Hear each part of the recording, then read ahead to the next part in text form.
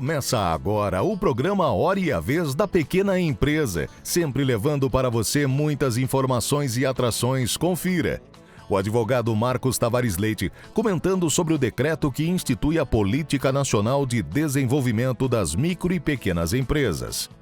A celebração aos 57 anos do IPEM São Paulo, evento ocorrido esta semana na sede da instituição, localizada na capital paulista. A solenidade militar em comemoração ao Dia do Exército, realizada no Quartel-General do Comando Militar do Sudeste em São Paulo, além da ExpoEx 2024, evento que aconteceu no Obelisco do Ibirapuera.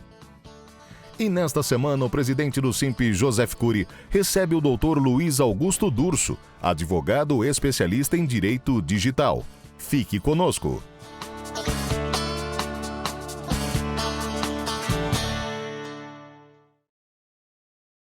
No dia 19 de abril, foi realizada no Quartel-General do Comando Militar do Sudeste, em São Paulo, a solenidade comemorativa ao Dia do Exército Brasileiro.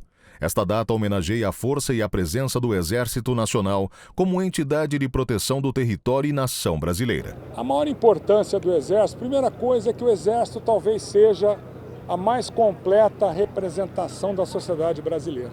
E o outro fator de grande relevância é a grande participação do Exército em toda a história do Brasil. O Exército nasceu em Guararapes, quase 400 anos atrás, e vem participando de momentos históricos do Brasil, sempre no que naquele momento, com aquela circunstância, com aquela maturidade que existe sobre os temas, é do melhor interesse da sociedade naquele momento. Nas nossas datas importantes, o próprio Dia do Exército, o Dia do Soldado, em agosto, as medalhas e condecorações são uma maneira que nós podemos reconhecer aquelas pessoas que participam da nossa relação institucional, pessoas e instituições. Então, essas medalhas representam o reconhecimento do Exército ao trabalho que essas pessoas fazem, ao trabalho que as instituições que elas representam fazem. Então, a maneira de reconhecermos o procedimento dessas instituições, dessas pessoas, é oferecendo essas condecorações que representam muito para nós. Além desse evento, o Comando Militar do Sudeste preparou uma exposição gratuita, a ExpoEx no Obelisco do Ibirapuera. Nos dias 20 e 21 de abril, os visitantes tiveram a oportunidade de ver aeronaves, blindados, cavalos e cães de guerra em exibição. O dia de hoje é o dia de festa. Estamos aqui neste local importante aqui de São Paulo, nosso Parque do Ibirapuera, junto com a nossa sociedade, o público aqui presente. E o Exército abre suas portas, traz todo o seu material, toda a sua gente, para apresentar à sua sociedade o que fazemos, o que somos, como temos trabalhado para cumprir a nossa missão constitucional.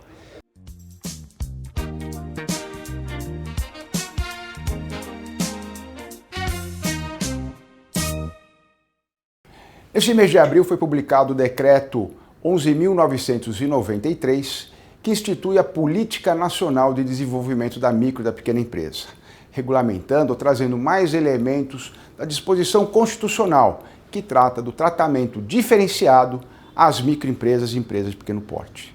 Dentro desse decreto, se procura orientar e assessorar o desenvolvimento de programas no campo do desenvolvimento das micro e pequenas empresas em geral, em matéria de tecnologia, desburocratização, acessos a mercados internos e externos, inclusive, investimento, financiamento, tudo para melhorar e fomentar a atividade da micro e da pequena empresa. São programas junto a entes ou instituições da administração pública federal, mas que também pode se estender a outros, assim como aos serviços sociais autônomos.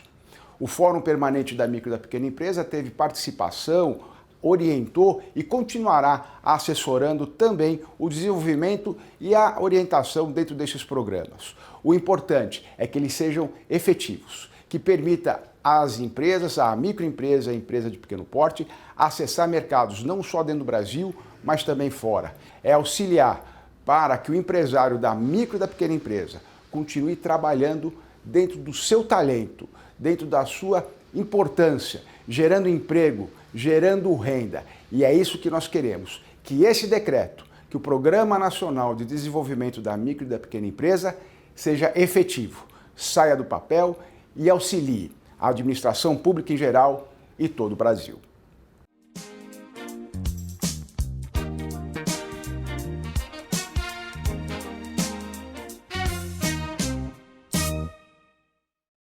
O IPEM, Instituto de Pesos e Medidas do Estado de São Paulo, celebrou na última quarta-feira os seus 57 anos de existência, com a presença do secretário da Justiça e Cidadania do Estado de São Paulo, Dr. Fábio Prieto, e Marcos Gerson, superintendente do IPEM-SP, além de diversas autoridades de órgãos públicos e privados. Olha, 57 anos não é 57 dias, não é 57 meses, é uma história. E nós temos hoje servidores que estão aqui desde 1971. Então nós temos servidores com 53 anos de IPEM e muitos fundadores ainda estão vivos, volta e meia estão aqui nos visitando. Então no momento do aniversário, quando a gente completa mais um ano de vida, é um momento de você pensar, refletir e ver os novos caminhos que você precisa seguir. E num momento em que você tem tanta transformação na sociedade, tanta transformação na nossa indústria, no comércio, o IPEM tem que estar sempre repensando, modernizando, trazendo uma nova perspectiva e um novo serviço de mais qualidade para a população. E como eu disse já para vocês, eu repeti sempre, muitas vezes, o IPEM é um player importante com tudo que ele está envolvido aqui no setor público e privado. O IPEM desempenha um papel importante nisso. Então, a gente quer colocar de pé as coisas que são positivas e que podem ajudar muito, e vocês aqui no IPEM têm uma participação importante. A gente quer renovar a cultura do IPEM, quer renovar os investimentos. O que a gente precisa fazer é dar educação, porque essa é a vacina para isso, não é? E o menino precisa saber o que é o dinheiro, o que é o salário dele, porque até onde ele pode se endividar, até onde ele pode ir. Isso também está conectado com vocês aqui, porque quem não tem uma noção básica da vida econômica, não pode se colocar no mundo, não é? Mas o IPEM aqui na Vila Mariana, nesse predinho, nós vamos mudar o mundo. Não, vocês sozinhos não vão mudar o mundo, obviamente, mas vocês vão participar de uma ideia de avançar e colocar, pelo menos, a próxima geração com um futuro melhor. Construir alguma coisa mais positiva com as potencialidades que são muitas e enormes que o Brasil tem. E essa é a nossa ideia. Um abraço para todos vocês, parabéns e muito obrigado.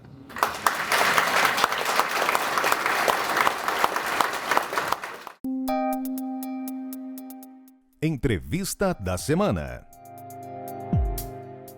Nosso convidado de hoje é Dr. Luiz Augusto Dulce, advogado especialista em direito digital. É um prazer tê-lo conosco. Querido presidente Cury, o prazer é meu estar aqui no seu programa, poder falar dessa sua audiência, que é sempre muito fiel e muito atenta a esses temas que você traz, e falar sobre esse tema que eu atuo, que é o direito digital, é sempre um prazer. Eu que agradeço o convite. Muito bem. Vamos falar um pouquinho de inteligência artificial?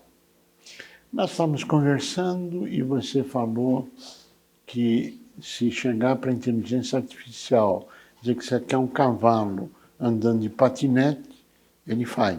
Faz. Bom, quais são os riscos disso, esquecendo a parte do cavalo e da patinete, para as pessoas, para campanhas políticas, para empresas, para a deslealdade concorrencial em implantar notícias falsas? Como é que é esse cenário? A inteligência artificial é uma nova tecnologia maravilhosa, né? A mais famosa hoje, a mais recente, é a Sora, que foi lançada pela OpenAI, uma empresa que ficou famosa por causa do ChatGPT. Muita gente já brincou com o ChatGPT. Acontece que essa tecnologia e outras estão entregando vídeos de excelente qualidade, podendo ser produzidos de maneira muito simplificada. Então qualquer usuário vai poder dar um comando nessa inteligência artificial e entregar um vídeo de até 60 segundos com uma perfeição tremenda. É como se um cavalo estivesse andando de patins. É como se eles colocaram um vídeo de exemplo, como se dois navios estivessem batalhando numa xícara de café. Isso a tecnologia entregou para o usuário. E aí, esta aplicação, essa utilização ilícita, ela preocupa demais. Mesmo a tecnologia sendo boa, ela pode ser utilizada para o ilícito, e aí ela pode ser utilizada em campanhas eleitorais, que o dano é brutal, porque sempre um período eleitoral é muito curto, e quando um vídeo desse cai nas redes sociais, ele viraliza, então poderia ser um candidato agredindo a esposa, um vídeo falso produzido por uma inteligência artificial, e até esse candidato conseguir demonstrar que tudo aquilo era fake, ele já perdeu essa campanha. Isso também vai para o mundo do empreendedorismo, do empresário, porque algumas empresas também podem produzir esses vídeos, esse conteúdo, essas notícias falsas para prejudicar o concorrente. Então nós temos um problema grave de concorrência desleal. O problema é que antigamente a concorrência desleal era feita boca a boca muitas vezes. Sim. Hoje ela pode ser corroborada com vídeo falso e que a maioria das pessoas que receberem vão acreditar. Sim, mas o boca a boca era entre as pessoas em uma reunião. Quando você vai para a inteligência artificial, você está falando em milhões de pessoas, planeta fora, sabendo disso. É isso aí, o alcance é maior, a visibilidade muito maior e a perfeição também. O prejuízo também. O prejuízo é tremendo. Bom, e como é que as pessoas se defendem disso? É tua área, a tua especialidade. Conta aqui pra gente. Qual é o caminho para isso? Primeira coisa, é importante fazer o que estamos fazendo nesse programa. Por isso eu agradeço, inclusive, novamente o convite, porque dar instrução, explicar às pessoas que isso existe, é possível, já é um tipo de educação digital. Claro. Então, aquele indivíduo que recebe hoje um conteúdo na internet e ele já desconfia do conteúdo, ele tem um senso crítico elevado, ele não será enganado de maneira tão facilitada. Então, mesmo que seja um vídeo perfeito, seu, meu, de alguém que ele conheça, ele pode desconfiar. Segunda coisa são os meios legais. Hoje, o próprio Tribunal Superior Eleitoral, preocupado com as eleições e também o judiciário em si, tem forçado, com medidas judiciais muito gravosas, as plataformas a realmente tomarem um papel de protagonismo no sentido de procurar os conteúdos ilícitos, remover conteúdos prejudiciais, crimes de ódio, crimes de induzimento ao suicídio, crimes contra empresas e pessoas. E, por enquanto, as redes sociais normalmente são muito omissas. Por isso que o judiciário vem de maneira tão forte.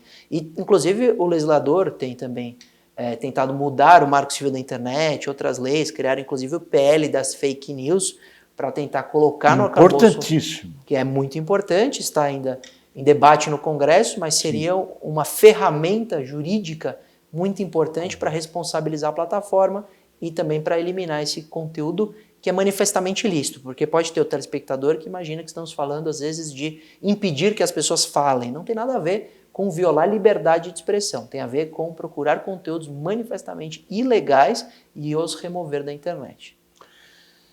As pessoas ficam sabendo disso depois do fato. Aí, qual é o caminho que deve seguir?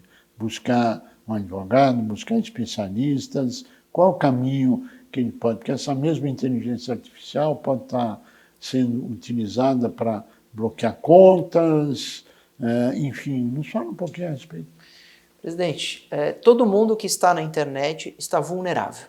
Em primeiro lugar, porque tudo migra para a internet. Então, hoje, até as transferências bancárias são realizadas pela internet. As suas redes sociais e a sua vida aberta ali. Os dispositivos eletrônicos estão cada vez mais presentes nas nossas residências, com o que chamamos de Internet das Coisas, IoT, Internet of Things. Isso significa que tudo tem internet, até a geladeira, até o micro-ondas, até a batedeira vai ter internet.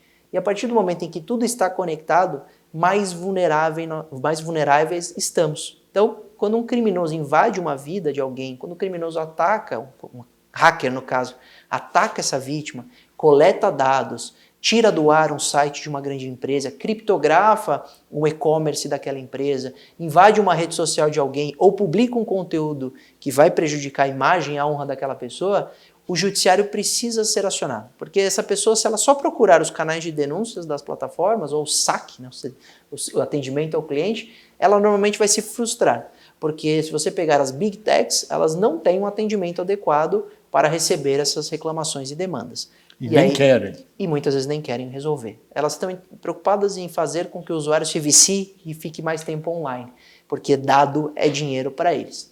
Só que o judiciário tem atuado exatamente para ocupar essa lacuna que é exigida e que acontece quando as plataformas são omissas, para conseguir atender essas vítimas e conseguir, por exemplo, responsabilizar um banco por causa de transferências que ele não fez o bloqueio devidamente, responsabilizar uma plataforma que tem que remover um conteúdo depois de decisão judicial. É um caminho aberto para que essas vítimas, e aí dando passo a passo, preservem as provas. Primeira coisa, preservação das provas é super importante, porque na nossa área a prova ela é muito frágil, ela simplesmente desaparece. Basta um post ser apagado por alguém e não existe mais a prova. Então, preservação das provas em primeiro lugar, e depois é possível sim procurar a polícia, Ministério Público ou um advogado para prestar essa assessoria jurídica. A grande indagação é como que o TSE vem se posicionando. Você deve estar nessa mesa de negociação, nessa interface com o Judiciário.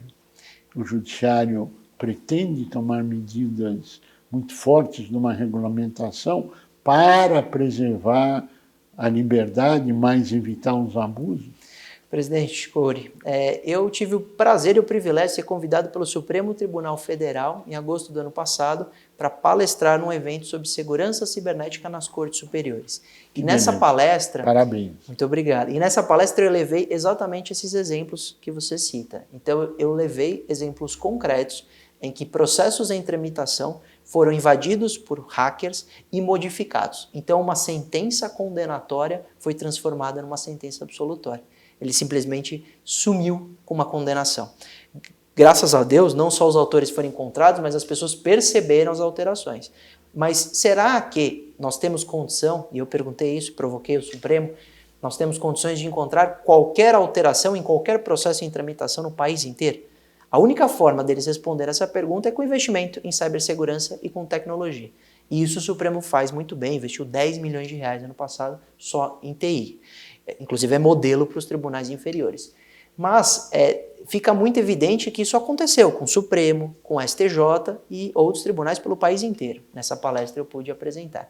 A grande reflexão e cobrança é essa, para que, se é possível um hacker invadir um processo no Supremo e emitir uma decisão judicial, não sei se você lembra dessa notícia, de prisão contra o Alexandre de Moraes, o ministro, sendo que foi assinada por ele mesmo, tudo falso, será que nós estamos prontos para um pleito? Será que estamos prontos para uma campanha eleitoral com todos esses arsenais de ataques cibernéticos e produção de conteúdo falso? E a resposta é que o tribunal está preocupado. Então o TSE firmou parceria com todas as plataformas, TikTok, Google, Meta, todas elas toparam e assinaram, inclusive a Telegram demorou bastante, mas também firmou ao final, então nós temos praticamente todas envolvidas.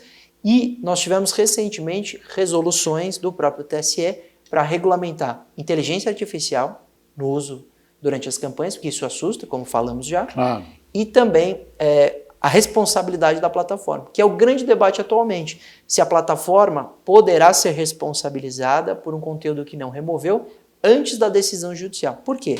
Porque o Marco Civil da Internet, no artigo 19, traz que a plataforma só é corresponsável por um conteúdo se ela descumpre decisão judicial de remoção. E o TSE está tentando fazer com que ela seja responsabilizada antes da decisão judicial, porque ela demora muitas vezes a decisão e o pleito eleitoral é muito curto. Esse é o grande debate hoje. Por enquanto, a meu ver, vigora o Marco Civil da Internet, mas o TSE, pelos ministros, inclusive o Supremo, chancelando, tem tentado criar mais responsabilidade e evitar que, por enquanto, se use inteligência artificial na campanha, porque pode manipular e fere diretamente, sem dúvida nenhuma, a própria democracia e o Estado Democrático de Direito. Existe mecanismo para que as pessoas saibam que é inteligência artificial ou não? Por exemplo, um vídeo desses? Essa pergunta é excelente, porque o mecanismo hoje, se nós formos pensar num vídeo falso, é a elaboração de um laudo por um perito. Mas esse perito, ele demandaria horas de trabalho para concluir que o vídeo é falso ou não, que o vídeo foi produzido por um humano ou uma inteligência artificial. A questão é que a inteligência entrega 10 vídeos por hora, 15 vídeos por hora, sendo que ele demoraria uma semana para cada vídeo. Então nós não temos no Brasil, se acontecer um avalanche de vídeos falsos, mão de obra suficiente para comprovar que tudo é falso. Então o conteúdo falso estará presente, por isso que a ideia é remover ou suspender a publicação para checar, porque se deixar no ar, isso vai interferir no final no voto e depois a gente vai perceber que a pessoa votou com base numa notícia falsa. Não à toa, isso aconteceu nos Estados Unidos, na eleição Trump versus Hillary, e foi o maior escândalo envolvendo o Facebook até hoje, que é o chamado Cambridge Analytica. Só o Facebook perdeu por causa desse escândalo 16 bilhões de valor de mercado nas suas ações por causa do Cambridge Analytica. Luiz Augusto, nós gostaríamos muito de continuar essa conversa brilhante, mas infelizmente chegamos ao final do nosso tempo. Suas considerações finais, por favor. Só agradecer o convite e dizer a todos que nos acompanham que com informação e desconfiança é possível nós começarmos esse primeiro combate e sem dúvida nenhuma, com o apoio do SINP, a gente sabe que é possível trazer eleições melhores e mais democráticas. Então, só posso agradecer. Conte conosco sempre.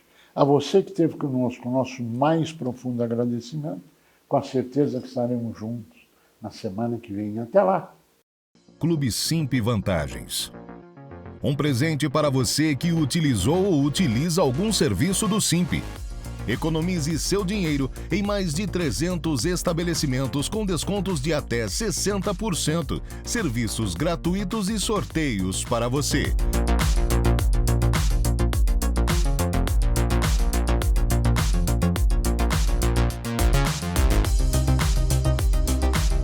Como fazer? Acesse clube.simp.org.br e preencha o formulário e pronto. Acesso totalmente gratuito e fácil.